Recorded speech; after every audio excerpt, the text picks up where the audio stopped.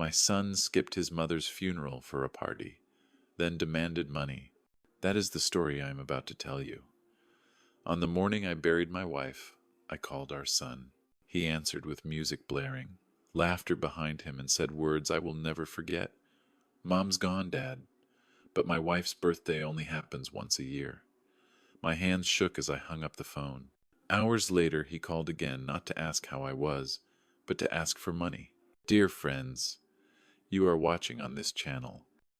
Stay with me until the end, because what happened next changed everything. I still remember the morning of Linda's funeral as if it were carved into my bones.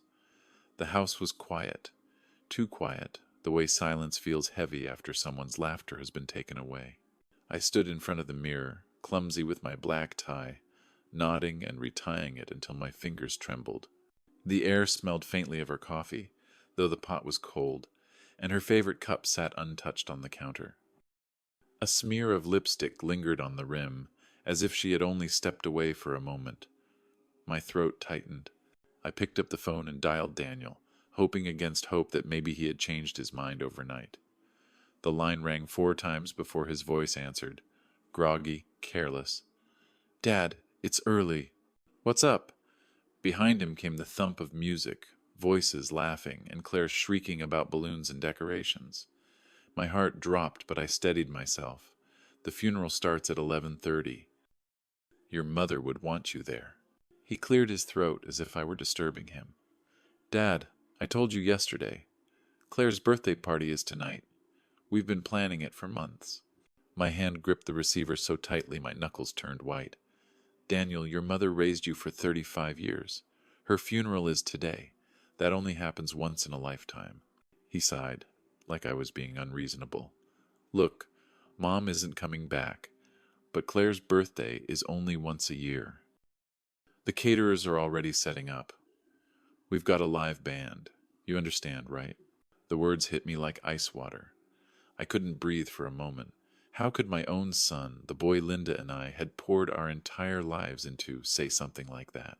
The silence stretched until he hung up, leaving the dial tone buzzing in my ear. I stared at the phone, numb, as if it had turned to stone in my hand.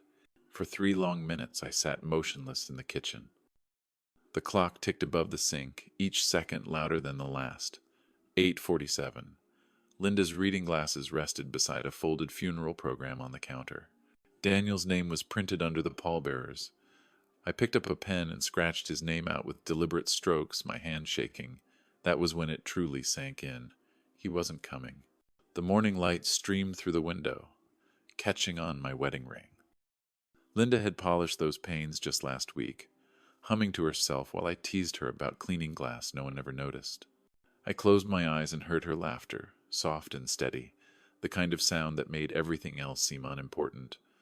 And then I opened them to an empty house that suddenly felt like a stranger's place. I adjusted the tie once more, not for me, but for her. She would have wanted me to look my best, to stand straight, to honor her in the way she deserved. But inside I was breaking apart. Every corner of that kitchen was a reminder, the smell of her cinnamon rolls that used to wake me on Sundays, the small stack of recipe cards she had left on the counter, written in her neat hand, the potted daisy she'd placed on the windowsill, already wilting from neglect these past days. I thought of calling Daniel again, of begging him, but the thought caught in my throat. Pride, grief, and anger twisted together until I couldn't tell which was which. Linda had defended him through everything, through missed chemo visits, through his careless excuses. She had always said, "He's busy, he's young, he'll come around." But now she was gone, and his choice was clear. I pressed my palms flat against the cool surface of the counter, trying to steady the storm inside me. This was the moment I realized something had shifted forever. The bond I thought could never be broken had already snapped. His words replayed in my head like a cruel echo. "Mom isn't coming back. Claire's birthday is only once a year." I whispered into the silence, more to Linda than to myself. "I'll make sure he knows what he's done." The house gave no answer, only the refrigerator's hum and the faint rustle of the curtains she had chosen. I picked up my jacket, slipped my arms into it with slow, heavy movements, and walked to the front door. The key clicked in the lock behind me, final and sharp. Outside, the world carried on as if nothing had changed. Neighbors' sprinklers hissed. Cars rolled past. The sky shone its usual pale blue. But for me, everything had changed. I walked toward the car with the weight of betrayal pressing on my chest, knowing the day would mark not only the end of Linda's life, but also the beginning of something darker between me and my only son. The church in Cedar Falls was filled with the soft echo of the organ when I walked inside. Sunlight streamed through the stained glass windows, scattering colors across the pews where friends and neighbors had gathered to honor Linda. I paused at the entrance, scanning the rows of faces, hoping against hope that Daniel had changed his mind, that he would slip in at the last moment.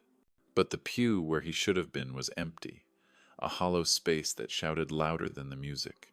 Martha, Linda's sister, reached for my arm. Her voice was low but sharp. "Where's Daniel?"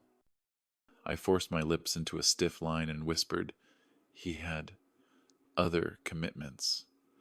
The words tasted bitter, like ash in my mouth. Martha's brows knitted together, but she said nothing more. She only patted my sleeve with a trembling hand before turning back toward the altar, her shoulders sagging under the weight of disappointment. The pastor began to speak, his voice kind and solemn. He spoke of family bonds, of devotion and love, of the life Linda had lived. Each phrase struck me harder because I knew the truth. The one person she had defended to her last breath had not come to say goodbye. I felt every eye in the room glance toward me at least once, searching for Daniel, wondering why her son wasn't there. I sat straighter in the front pew, staring at the polished casket as if I could will myself not to break. When it came time to walk forward, I led the line of mourners. My shoes clicked against the old wooden floor, echoing through the church. I laid my hand on the casket, cool and unyielding beneath my palm. She deserved her son's hand there, too. She deserved his tears. Instead, she had only me, and the friends who had come to stand in for the family that should have been whole. After the service, we drove to the cemetery. The May sky was bright and clear, the kind of morning Linda would have loved, when she would hum while hanging laundry out to dry. Birds flitted through the oaks, their songs cruel in their normalcy. 23 people gathered around the grave, their murmured prayers drifting with the breeze. I felt the absence of one like a chasm. Martha leaned close again. "Where is he?" I clenched my jaw. "Important commitments," I muttered, and the look in her eyes was sharper than any accusation. Some of the garden club ladies whispered, their voices carrying just enough for me to hear. She was so proud of that boy, always talking about his success. I nodded faintly, but kept my gaze on the ground. My throat was too tight to form words. As the pastor read from the Psalms, I found myself staring at the fresh mound of dirt beside the grave. Each shovel of earth thudding onto the casket's lid sounded like a verdict. With every dull thump, it wasn't just Linda being buried, but also every illusion I had carried about Daniel. My hand shook as I reached for the folded program, tracing her name printed across the top. Beneath it was the space for pallbearers. His name, now scratched out, stared back at me like an accusation. When the service ended, people came to offer condolences. Old neighbors, colleagues, women who had spent decades in Linda's garden club. Their words blurred together, kind but empty, while I stood in the sharp wind. She would have wanted Daniel there, they said without saying it. Their eyes said what their mouths did not. I nodded politely, thanked them, and shook hands. But inside I was breaking. I stood longer than the others, watching until the last spade of earth had been patted into place.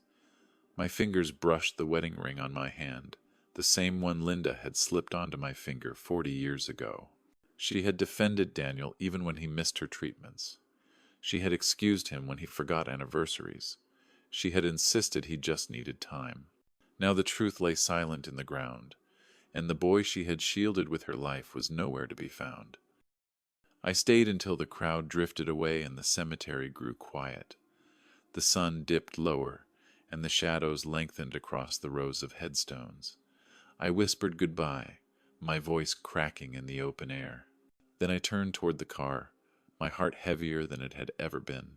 The seat beside me was empty, just as it had been that morning, and I drove away with the knowledge that I had buried not only my wife, but the last fragile thread of faith I had in my son. That night, when I came home from the cemetery, the house felt like a museum of our life together. I loosened my tie and let it fall on the chair, but I couldn't bring myself to turn on the television or even the lights. The quiet pressed in on me until I found myself wandering from room to room, touching things Linda had left behind, as if they might still hold her warmth. On the nightstand beside our bed, her Bible lay open with little bookmarks tucked into the Psalms. A folded slip of paper slid out when I lifted it. "My dearest Edward, please don't let Daniel forget us. We gave him everything we had. I hope it was enough." My hands shook so badly I had to sit down before I could read it again. I opened the closet, and on the top shelf was a cardboard box I had never noticed before. Inside were scraps of Daniel's life, carefully saved. His kindergarten report cards with Linda's handwriting on the back of each one. "So proud of you. You're our brilliant boy." Photographs of him at Little League with his cap too big for his head. Graduation pictures where his smile stretched wide while Linda stood beside him, tired from the extra shifts she had worked to pay for that degree. She never told him about the double hours at the diner or how she came home with aching feet and went to bed without supper because we had to save every dollar. She just smiled and clapped the loudest at his ceremonies. I sat on the bedroom floor, flipping through those memories, and it felt like knives cutting into me. I remembered the night he turned 16 and we gave him his first car. Linda had stayed up wrapping the keys in a little box, though we couldn't really afford it. She whispered, "We'll make it work, Ed. He deserves this." When he drove off that night, she stood at the window with tears in her eyes, proud but already tired. I told myself then that we were doing right by him, that building his future was worth every sacrifice. In the kitchen, I opened another drawer and found her notebook. She had written down small sacrifices like diary entries. Anniversary dinner canceled, needed $5,000 for Daniel's car repair. Postponed my doctor visit, sent Daniel money for rent. Bought generic groceries this month, covered tuition payment. Each line felt like another blow, another place where she had quietly bled for him without complaint. I leaned against the counter and thought about all the nights I came home late from the construction site. She would be sitting at the table, helping Daniel with homework, her eyes heavy with sleep, but still patient. She carried both of us for years while I built the company.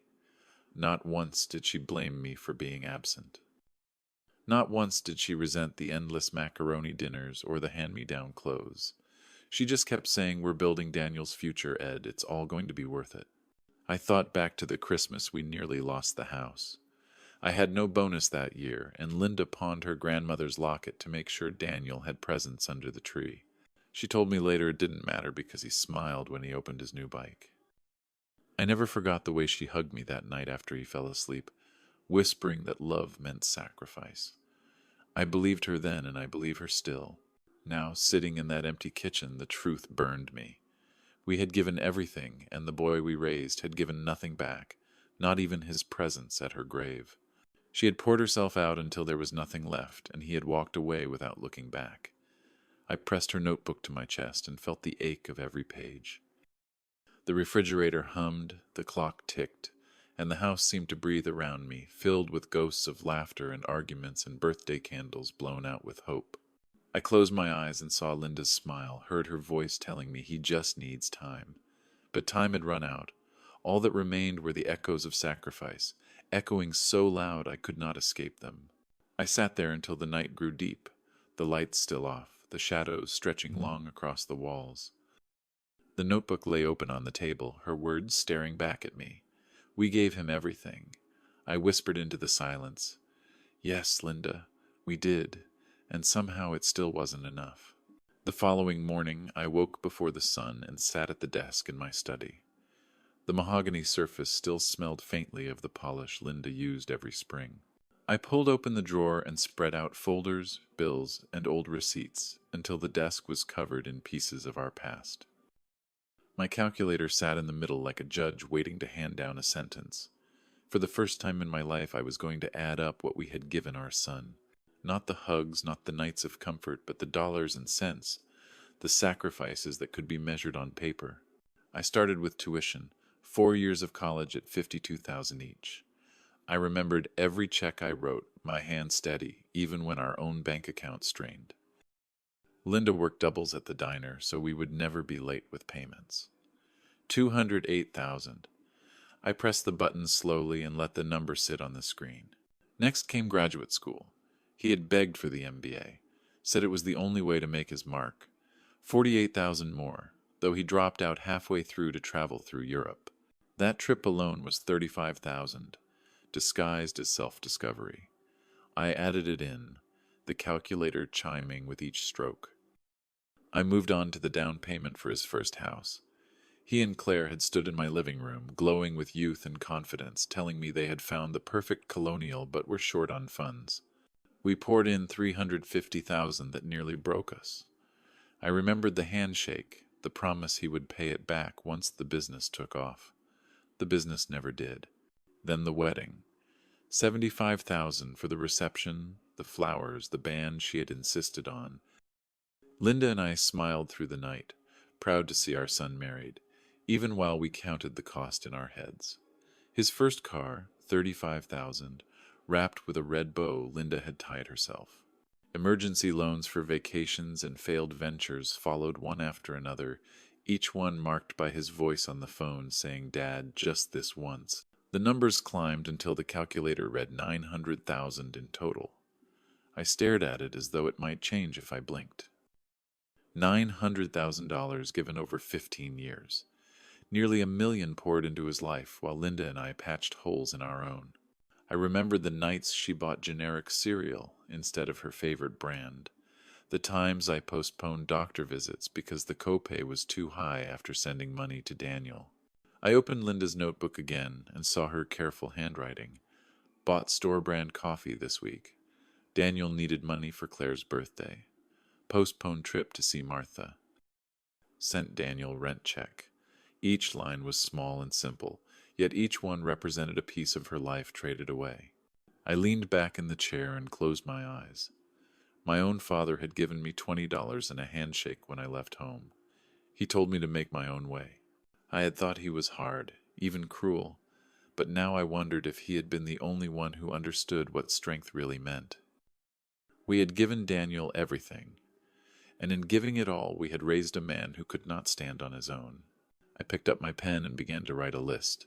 Tuition, graduate school, house, wedding, car, trips, vacations, loans. The ink bled into the paper as if it carried all the weight of those years. I wrote the total at the bottom and underlined it twice. 900,000. That number would never leave me. The house was silent around me, but I could almost hear Linda's voice. "Maybe we are doing too much for him, Ed." She had whispered it once late at night when we lay side by side, her hand resting on my chest. I had brushed it off, told her parents' sacrifice. Now I wondered if she had known all along what we refused to face. I sat at that desk until the sun climbed high, staring at the neat rows of figures that told the truth more brutally than words ever could. The evidence was all there, not just of money spent, but of love twisted into dependency. I pushed the papers into a stack, placed Linda's notebook on top, and folded my hands. The reckoning was here, and there would be no turning back. The morning after I finished the ledger, the phone rang.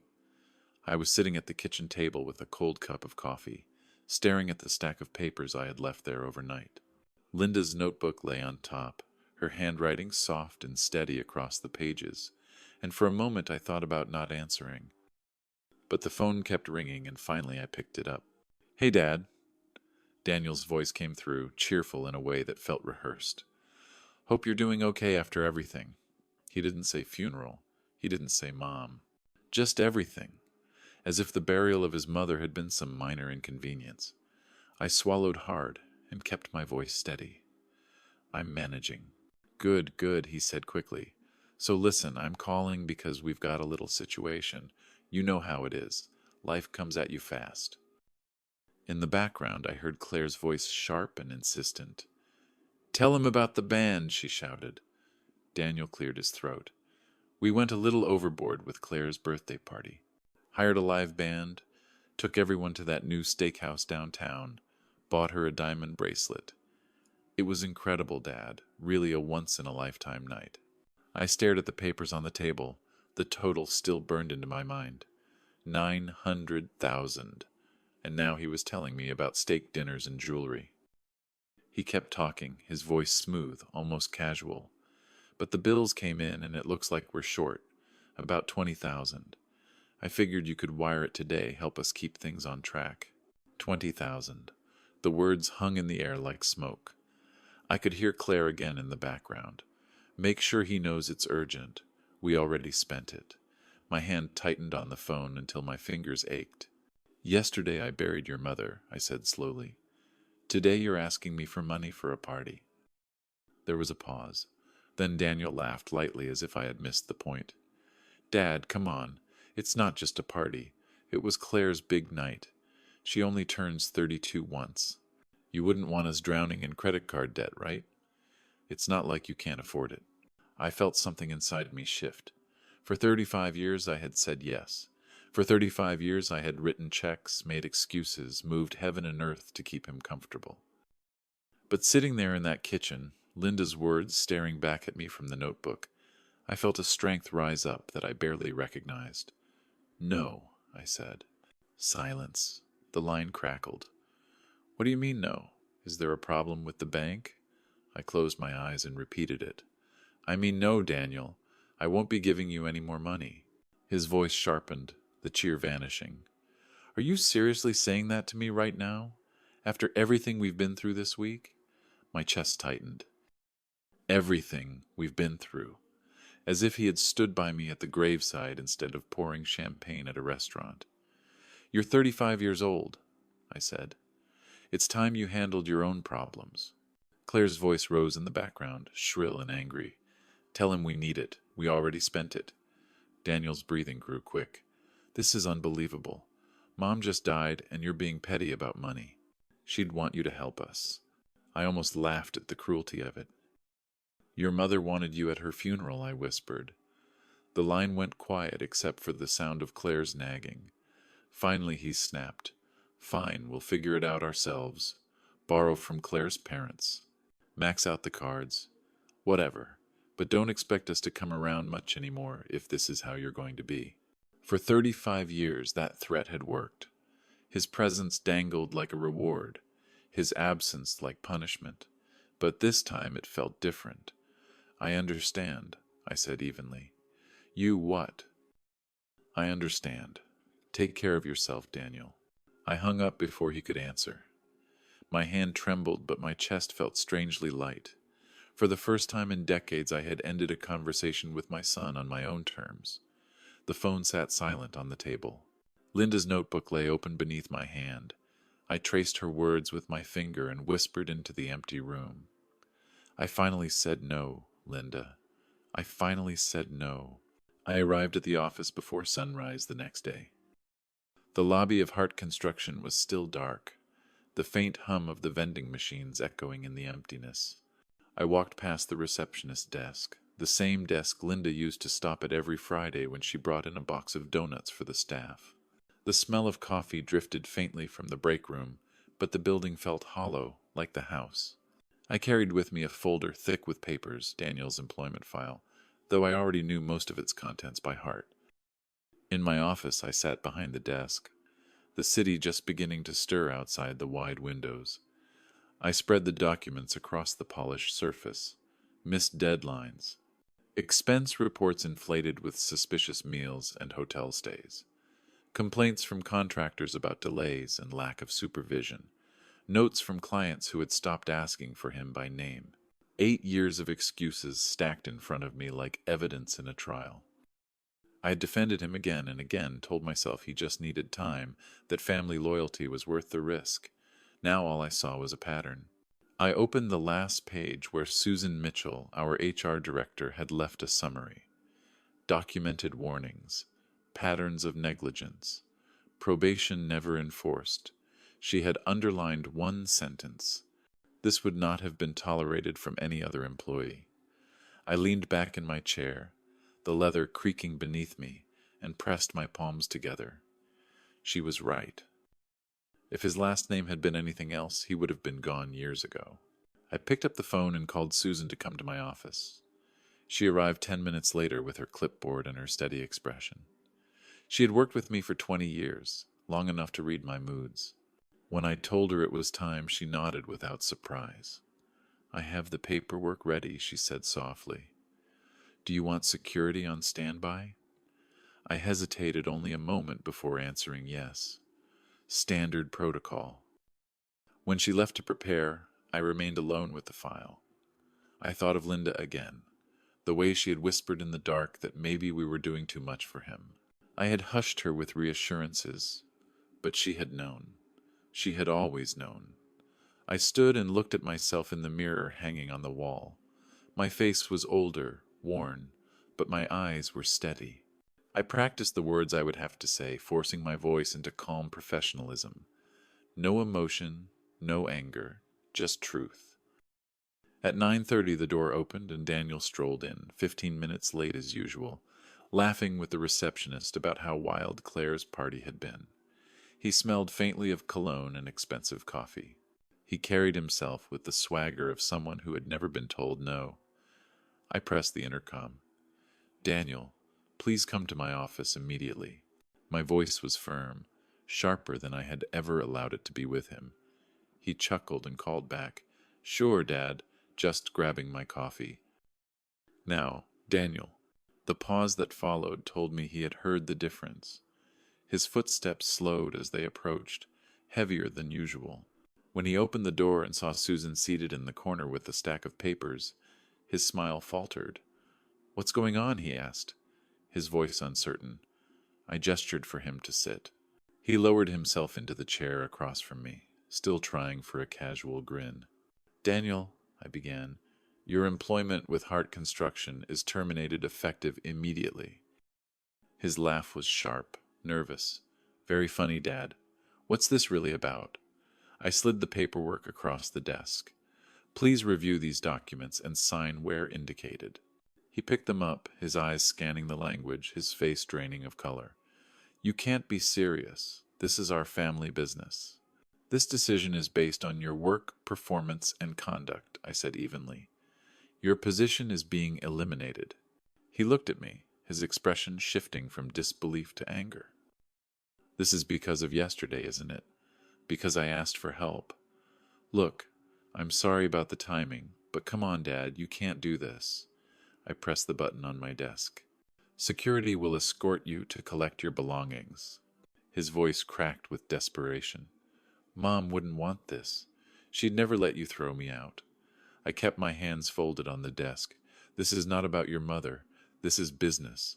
2 guards stepped inside, their presence filling the doorway. Daniel's face flushed red, his jaw tight as the reality settled over him. As he stood, the office grew quiet except for the sound of papers rustling in his hand. He clutched a framed photo of himself and Claire from his desk, his coffee mug dangling from his other hand. "Dad, please," he said one last time, his voice breaking, but I only met his eyes and said nothing. They led him out past the watching eyes of his co-workers, his shoulders rigid, his pride crumbling with each step. I remained seated, my palms pressed against the desk, the room silent once more. The line had been drawn. For the first time I had treated my son not as family, but as an employee who had failed. And for the first time I felt the weight of both justice and sorrow settle into my chest. I heard the murmur in the hallway before I saw anything. The shuffle of shoes, the quick whispers that travel like sparks when something unusual is happening. Through the glass wall of my office I could see faces turning, coworkers leaning just slightly to catch a glimpse as Daniel was led out between the 2 security men. He tried to keep his head high, but the flush on his cheeks betrayed him. He clutched that coffee mug in one hand and the photo of Claire in the other, as if those 2 small items could anchor his dignity. The receptionist stopped shuffling papers as he passed. One of the project managers stepped back into a doorway to let him through, her eyes lowered, her lips pressed tight to hide her expression. These were people who had covered for him, endured his late arrivals, and careless mistakes. Now they watched the son of the owner being escorted like any other employee who had crossed too many lines. I stayed in my chair, but every sound reached me. His voice cracked once when he muttered something under his breath. The guards didn't answer. They simply walked him toward the exit, their shoulders broad, their silence absolute. Then came the sudden noise of heels striking the lobby floor. Sharp, fast, furious. Claire burst into the reception area without so much as a greeting, her coat half on, her hair perfectly styled, but her face red from anger. Daniel froze when he saw her, but she marched straight past him, straight into my office without waiting to be invited. "How dare you humiliate him like this?" she shouted, pointing a finger at me across the desk. Daniel trailed behind, his expression caught between shame and panic. I did not stand. I kept my voice steady. "This is a private workplace. You need to leave." She ignored me completely, planting herself in front of the desk, like she owned the ground beneath her feet. "We have bills to pay, Edward. A lifestyle to maintain. This company belongs to Daniel, too." My hands stayed folded, my eyes level with hers. "This decision is final." Her face grew darker, her voice rising high enough that the staff gathered in the hallway could hear every word. "Then you owe us severance. At least 6 months. He worked here for 8 years. You can't just throw us away like this." Daniel reached for her arm, whispering, "Claire, please," but she shook him off, her fury spilling out unchecked. She turned her attacks personal. "Margaret would be ashamed of you," she snapped, using Linda's name like a weapon. "You're not yourself. You're just a bitter old man lashing out because you lost her." The words cut deep, but I held my ground. Daniel's face went pale. "Please don't say that," he murmured, his voice desperate now, but Claire didn't stop. I pressed the security button again. Within seconds, the guards appeared at the door, their presence enough to shift the air in the room. Claire pointed at them as if they were part of a conspiracy. "This is abuse. This is theft," she screamed as they moved closer, her voice echoing off the marble in the lobby. I kept my eyes on Daniel. He looked smaller somehow, shoulders slumped, caught between his wife's fury and the reality of what he had lost. The guards guided her out while she continued to hurl accusations. Every employee in the building heard her threats. "We'll sue. We'll take what's ours. We'll ruin you." Her voice grew faint as the door closed behind her, but the damage was done. The image of Daniel's wife being escorted out of my office would linger in every corner of that company for years. Daniel remained standing in the doorway, holding his mug and his photo like a child clinging to toys. His final plea came softly. "Dad, please, think about what this means." His eyes searched mine for some trace of weakness, the old softness he had always relied on. But I gave him nothing. "I have thought about it," I said, my voice steady. He nodded once, defeated, and turned to follow the guards down the hall. Through the window I watched him load his few belongings into his car. His movements were stiff, his shoulders heavy with humiliation. When he glanced back at the building, I turned away from the glass. I could not give him even that final acknowledgement. The hallway outside my office slowly emptied. Employees returned to their desks, the whispers quieting, though I knew they would carry the story home, to dinner tables, to church pews, to every corner of Cedar Falls. The son of Edward Hart had been escorted out like any other failed worker. I sat back in my chair, my hands trembling slightly, and looked at Linda's photo on the corner of my desk. "I hope you understand," I whispered to her smiling face. "The hardest part was over, or so I thought." That afternoon I drove to Des Moines with a leather briefcase on the passenger seat. Inside were Linda's will, our insurance documents, and the ledger I had written out in my own hand. The miles passed beneath the tires, gray fields rolling by, the sky wide and cloudless. I thought of the countless trips Linda and I had taken together along that same highway. She would hum softly with the radio, tapping her fingers on the dash, always content just to be beside me. Now the seat was empty, the silence louder than any music. The law office of Robert Lee sat on the top floor of a tall glass building downtown. Robert had been my friend for over 20 years. He had drawn up Linda's will, incorporated my business, guided us through every major decision that required steady hands. When I stepped into his office, he stood to greet me, his face lined with sympathy. "How are you holding up, Ed?" I shook his hand but gave him no easy answer. "I need to make changes," I told him. We sat across from each other at his polished desk while sunlight poured in through the tall windows. I opened the briefcase and laid out the documents one by one. "I want Daniel removed entirely." Robert hesitated, his professional mask slipping for a moment. "Are you certain? This is not a small step." I met his eyes. "I have never been more certain of anything in my life." I explained what Daniel had said on the morning of the funeral. I repeated his words exactly. "Mom isn't coming back. Claire's birthday is once a year." I watched Robert's expression darken with each detail. He had known Linda, had admired her kindness. The betrayal struck him too. Then I told him about the ledger, the nearly $900,000 already poured into Daniel's life, the notebook where Linda had recorded her sacrifices. I slid it across the desk. Robert read a few entries silently, his lips pressed tight. He closed the notebook gently, as if it were sacred. He looked up at me with a mixture of sadness and respect. "All right," he said, "tell me what you want to do." I leaned forward, my voice steady. "I want everything redirected to a foundation in Linda's name. Scholarships for children who cannot afford college. Funding for cancer research. Support for community programs she cared about." He nodded slowly, already reaching for a legal pad. "The Linda Hart Memorial Foundation."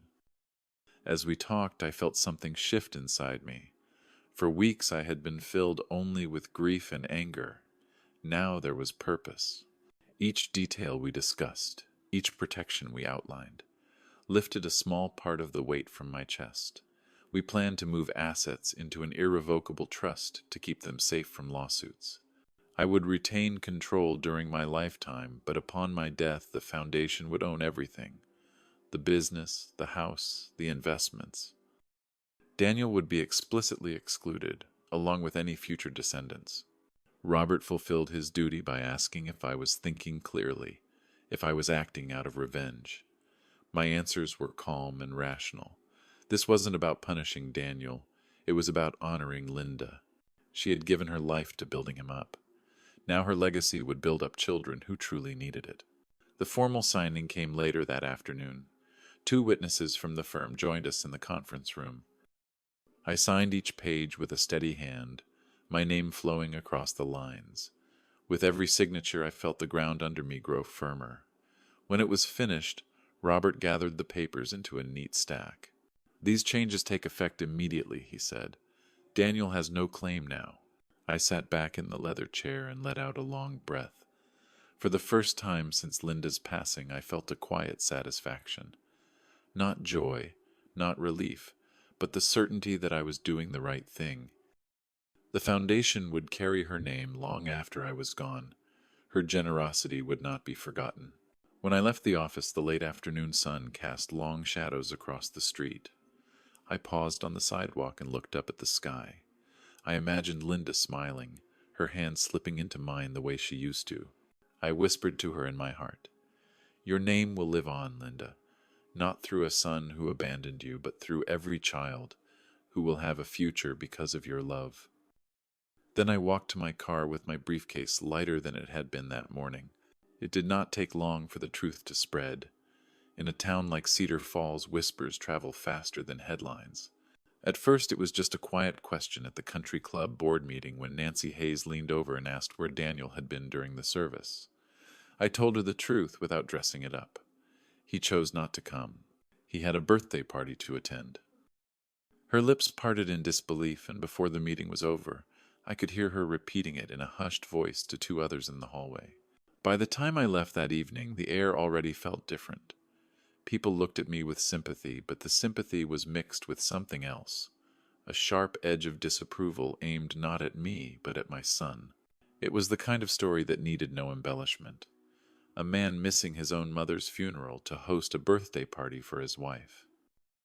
It carried its own weight. On Sunday morning, I walked into church and felt the ripple of attention. Martha sat beside me with her jaw tight. During the hymns, I saw two women from the garden club whispering together, their faces stern. After the service, Pastor John shook my hand and said quietly, I was sorry not to see Daniel. His absence was noticed.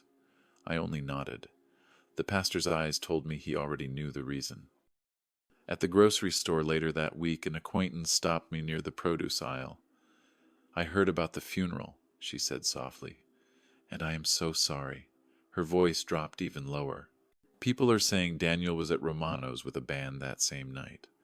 I did not confirm it. I simply picked up a bag of apples and thanked her for her prayers.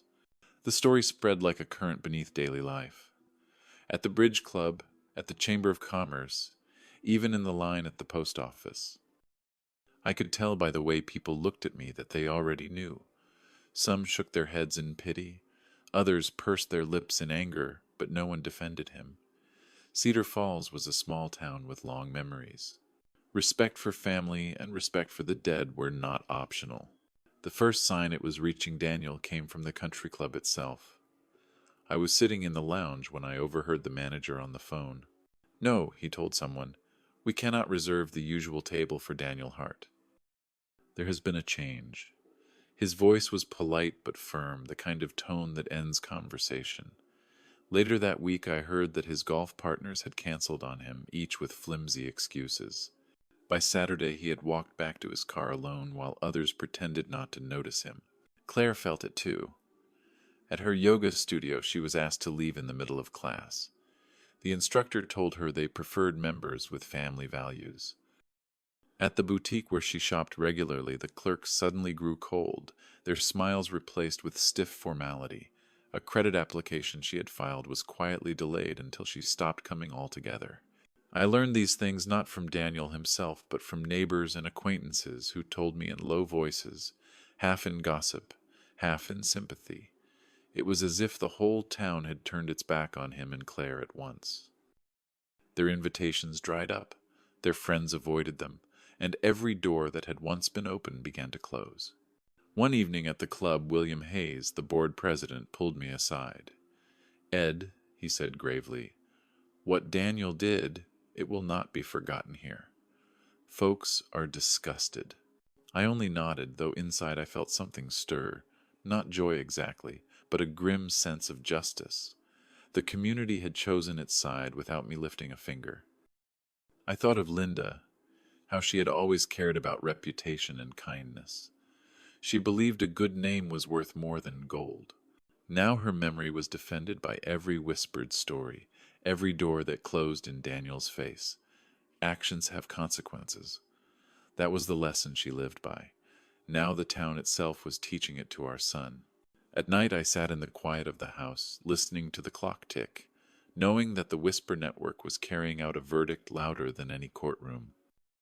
Daniel had made his choice, and Cedar Falls was delivering its judgment in silence and exclusion.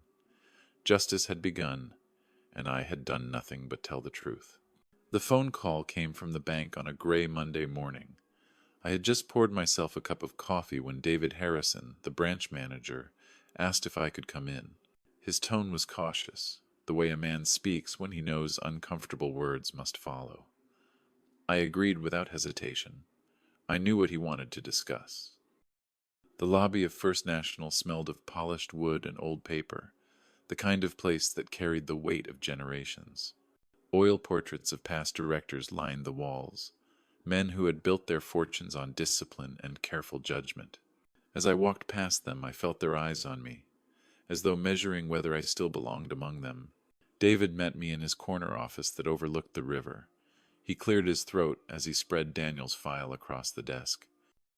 The mortgage is 2 months behind, he said gently.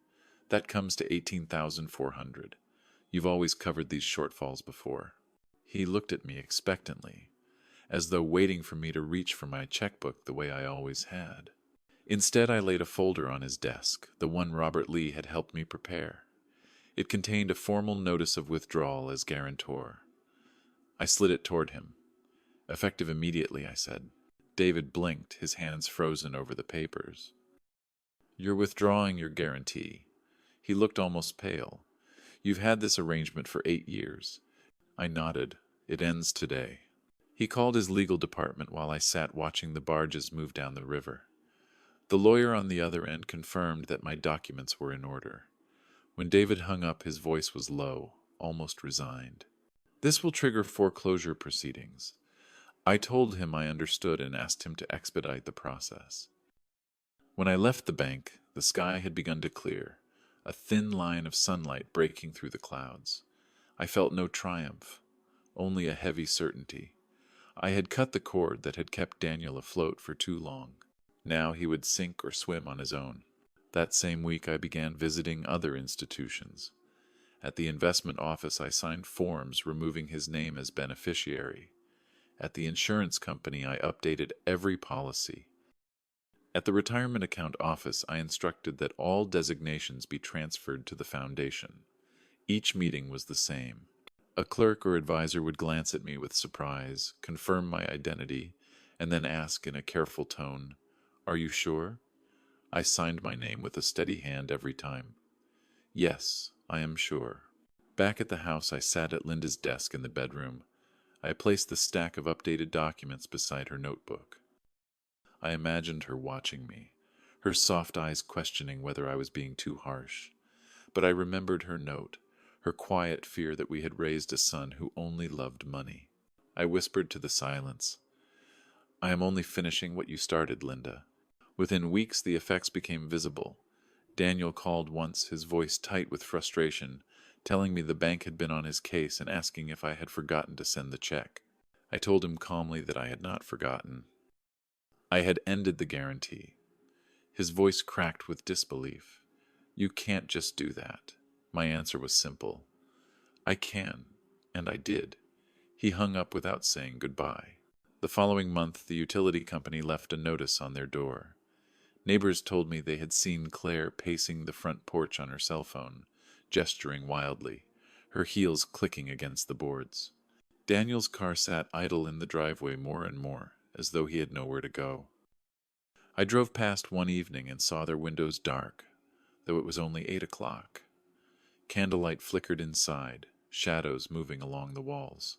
I imagined their voices raised in argument, the panic setting in as the lifelines they had always counted on disappeared one by one. I did not stop. I kept driving, the road stretching ahead of me, the night air cool through the open window. I felt both sorrow and resolve. I had once believed that love meant never saying no. Now I understood that love without boundaries was not love at all.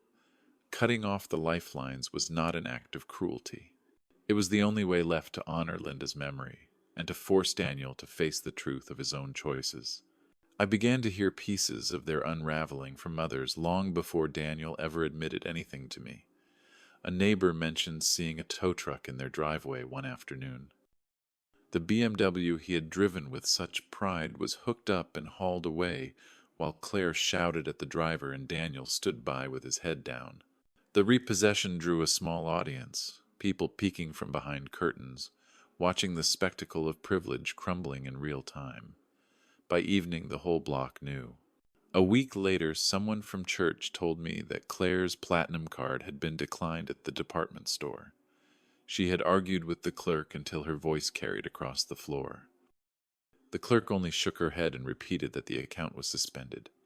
People who once admired her style now whispered behind her back, shaking their heads at the fall.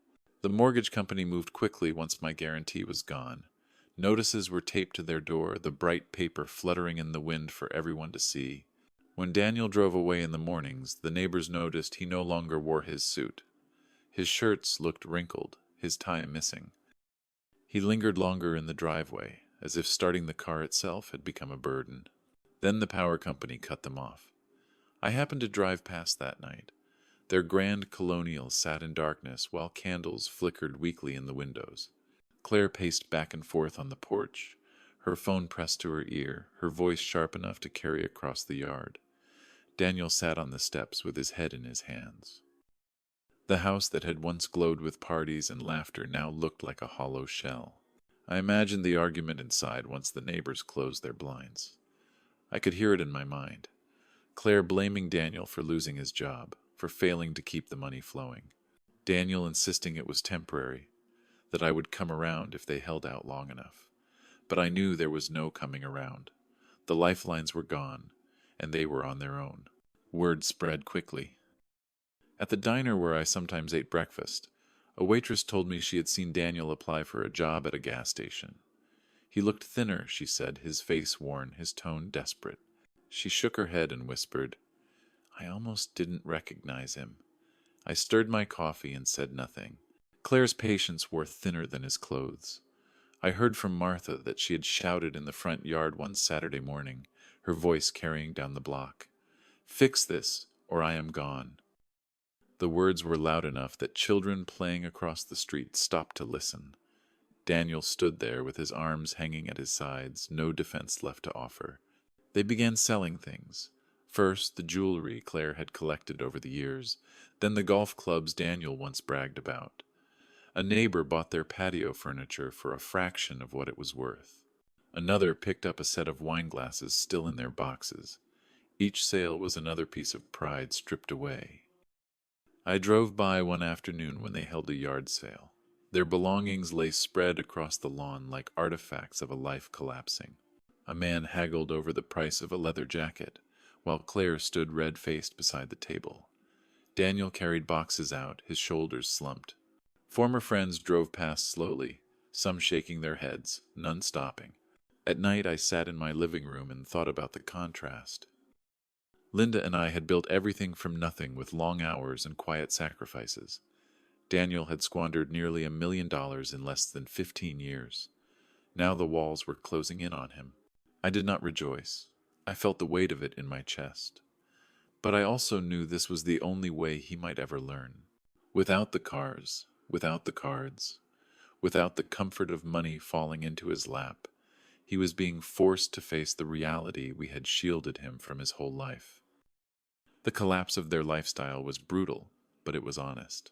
The house that once seemed untouchable now stood like a monument to wasted chances. Each darkened window, each repossessed car, each angry word between husband and wife was a chapter in the story of consequences. And though it pained me to see it, I knew Linda would have understood. She had always believed that actions carried their own punishment. Now Daniel was living that truth, one unpaid bill at a time. The morning of the auction was cold enough that I could see my breath as I parked across from the courthouse. I sat in my black sedan with the heater running, watching as a small crowd gathered on the steps.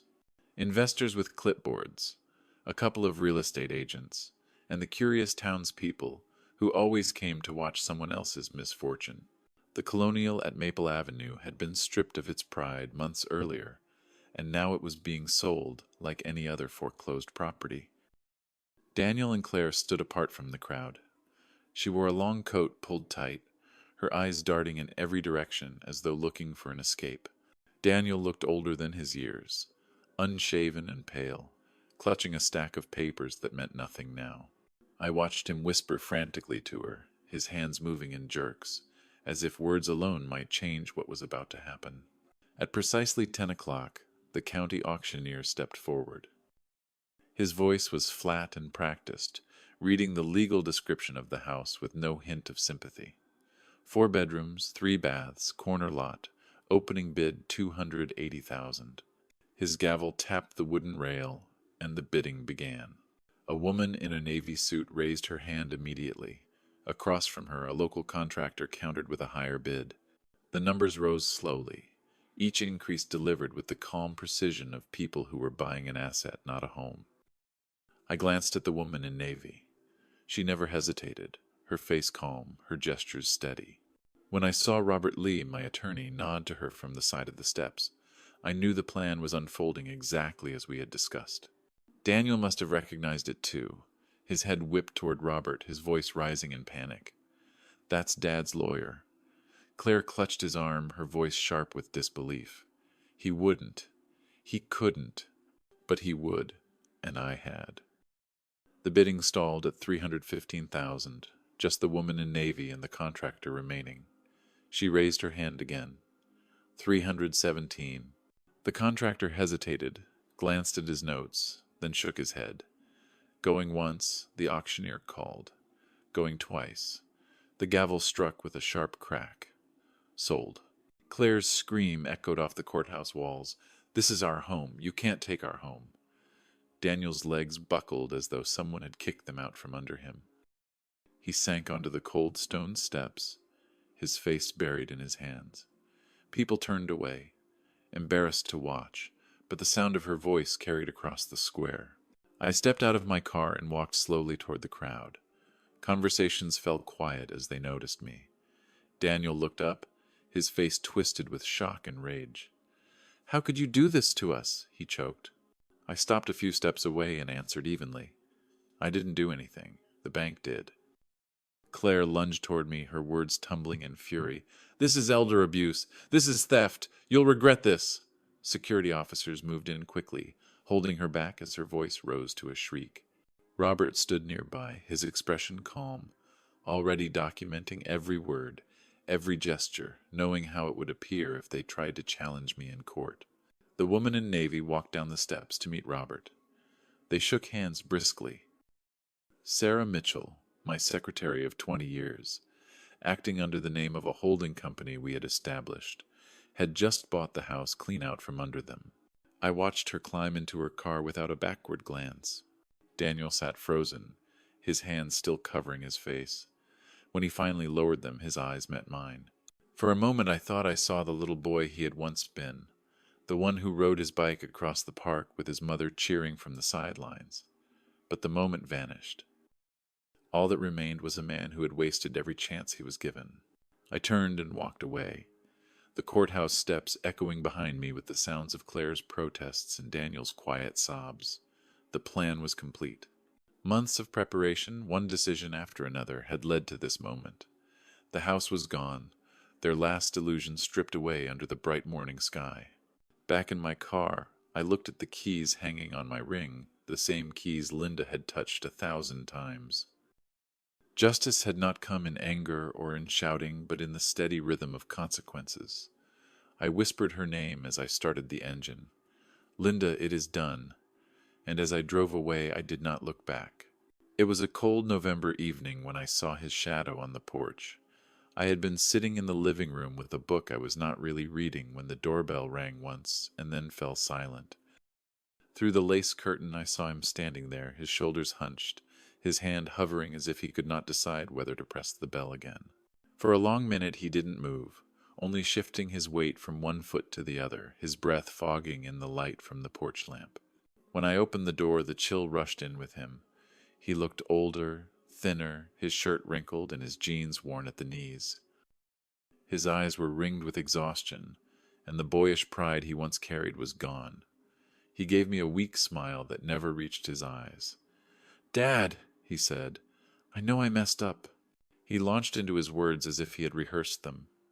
He spoke of understanding now, of realizing what mattered, of knowing that money was not the answer. He told me about the small apartment he was renting above a laundromat, about working nights at a gas station for minimum wage, about how Claire had left him for someone with more stability. His voice shook when he admitted he sometimes ate dinner from the station shelves, a sandwich and a soda on his break. I leaned against the door frame and listened. His words spilled out like a confession, but I could hear the practiced rhythm of it, the way he paused for my reaction, the way he glanced up to see if my eyes softened. I stayed quiet, watching him shift from foot to foot, his hands opening and closing at his sides. Then he tried another angle. "You shouldn't have to be alone in this house," he said gently. "Mom wouldn't want that for you. I can be the son she wanted me to be. I can visit every week, help out, be here." His voice almost cracked on the word son, as though saying it aloud could make it true again. I stopped him with a question. "When is your mother's birthday?" He blinked, caught off guard. "June 15th, he said after a pause. "Wrong. Linda was born on April 12th. His face reddened. I asked again, "What was her favorite flower?" "Roses," he answered quickly. "Wrong again. Daisies. She planted them every spring." The silence after that was heavier than the cold night air. He looked at me with frustration. "This is ridiculous," he muttered. "Just tell me what you want me to say." The mask slipped then, and I saw the old entitlement flicker in his eyes. Finally, he admitted the truth. "I need help." His voice dropped to a whisper. "I'm behind on rent. They're talking eviction. If you could just float me until I get back on my feet, I promise I'll pay you back." He glanced toward the warm light spilling out of the house, and I knew he was measuring what it might take for me to let him inside. He invoked Linda then, his last card. Mom would be heartbroken to see us like this. She believed in second chances. She loved me, and I loved her. Don't let this be the end, Dad. I walked back into the living room without inviting him in, and opened the drawer of her nightstand where I had kept her journal. I returned with it in my hand, and turned to a page written in her careful script. I read aloud, "I'm worried Daniel only loves our money. What if we raised a child who can't love?" His face went pale. For a moment he was speechless. Then anger filled the silence. "That's not true. You're twisting her words." His voice rose, his hands clenched into fists at his sides. He threatened to contest the will, to drag me into court, to expose me as senile. Finally he spat the cruelest words. "I hope you die alone in this house." I stepped back and closed the door softly but firmly. His fists pounded against it for a few minutes while I walked into the kitchen and filled the kettle as calmly as if he were not there. The pounding stopped, the crunch of tires on gravel followed, and the night returned to quiet. I sat at the table with Linda's journal beside me, waiting for the whistle of the kettle. I felt no victory, only the steady truth of what had been revealed. He had come to my doorstep with empty words and manipulations, and left with his anger. I lifted my cup of tea and whispered into the stillness, "It is finished, Linda." A year passed before I realized how much lighter my heart had become. The foundation had grown into something real, not just papers in a lawyer's office. I drove to Riverside Cemetery on a bright May morning with a bouquet of fresh daisies, Linda's favorite, resting on the passenger seat. The sun was warm, the birds loud in the oaks, and for the first time since losing her, I felt the weight of grief shift into something steadier, something like peace. I knelt at her stone, set the flowers down, and told her what she had missed. 20 scholarships had already been awarded. $200,000 had gone to cancer research.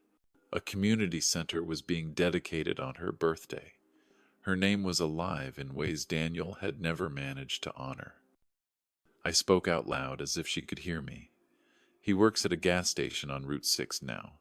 The divorce is final. Claire remarried to a restaurant owner. He lives alone." I paused then, letting the breeze move through the grass. I told her I felt no joy in his suffering, only justice. Actions had finally caught up with him. After leaving the cemetery, I stopped for breakfast at Morning Glory Diner. It was crowded with regulars, the smell of bacon and coffee hanging in the air. I slid into a booth and ordered black coffee. A waitress passed by, and when I looked up I froze. Behind the counter in a stained uniform, wiping glasses with a rag, stood Daniel. His head was bent, his shoulders narrower than I remembered. When he turned and saw me, the recognition in his face was sharp, his eyes wide with shame. He came over slowly, setting down the rag. "How are you doing, Dad?" he asked softly, as if every word weighed something. Well, thank you," I answered. He nodded and glanced at the coffee pot in his hand. "Sorry isn't enough," he said, his voice low so only I could hear. "No, it isn't," I replied. For the first time his eyes filled with real tears. He swallowed hard. "I understand now what I lost. It was never about the money, was it? You wanted me to love you, not your wallet." His voice cracked. "Mom won that too." I studied him carefully. The pride was gone, the arrogance stripped away. All that remained was a man broken by his own choices. For once his words didn't sound like a performance. They sounded raw, almost painful. "I did what I had to do," I told him, my voice steady. "Margaret would have approved. I have no regrets." He nodded slowly. "I know. I deserved all of it." Then he asked the question I had feared and expected. Is there any way back? His eyes searched mine, desperate but humbled.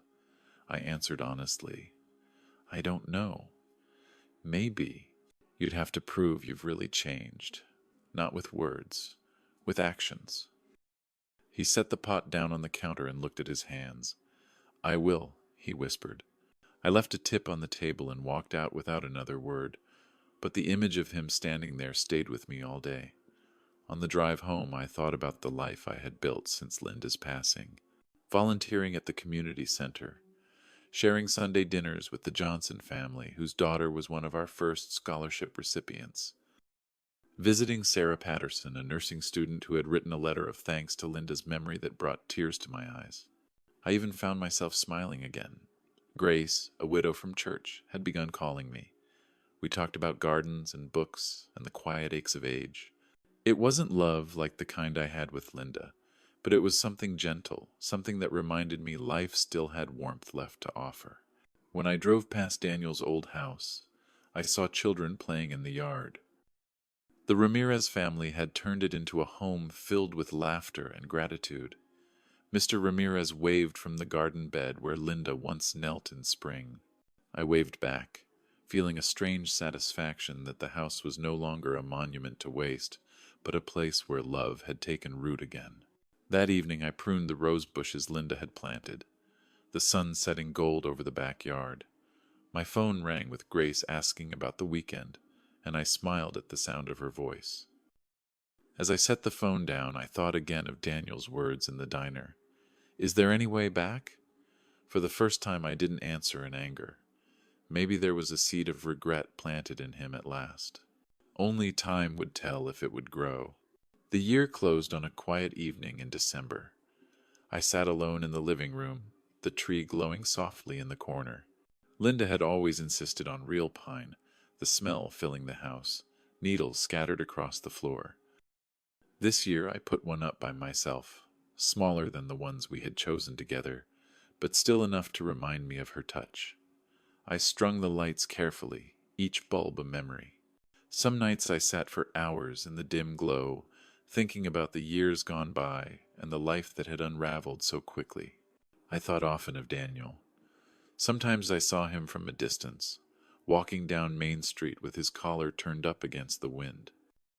He looked older than his age, his steps heavy, but he was always moving, always carrying something under his arm, as if trying to prove he still belonged to the world. People told me he was keeping the job at the diner, sometimes covering extra shifts when others called out. It was not much, but it was steady. Once in a while I caught myself imagining him knocking at my door again, this time with no rehearsed words, no speeches, only silence and humility. I wondered what I would do then. Would I let him in, sit him down at the kitchen table, pour us both a cup of coffee, and talk like father and son? Or would I stand in the doorway as I had before, guarding myself from disappointment, from hope that had been crushed too many times? The answer never came. It stayed as uncertain as the wind outside. The foundation kept me busy. I met more students, young faces filled with gratitude, their eyes bright with possibility. Each one reminded me of Linda's belief in kindness, her faith that every sacrifice mattered. At the dedication of the community center, I stood before a crowd and spoke her name into the microphone, my voice steady, my chest full of something like pride. When the ribbon was cut and children rushed inside, I felt her presence as clearly as if she had been standing next to me. But at night, when the house grew still, I returned to the same question. Could a son who had squandered so much ever truly change? The image of him at the diner haunted me, the rag in his hand, the way he whispered that sorry wasn't enough. Maybe it was the first real crack in the wall he had built around himself. Or maybe it was just another act, another attempt to find the right words to unlock my wallet. I could not tell.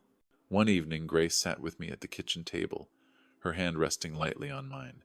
She asked if I had spoken to Daniel again. I shook my head. She told me gently that forgiveness does not mean forgetting, but sometimes it is the only way forward. I listened, but I said nothing. The truth was that I did not know what forgiveness looked like anymore.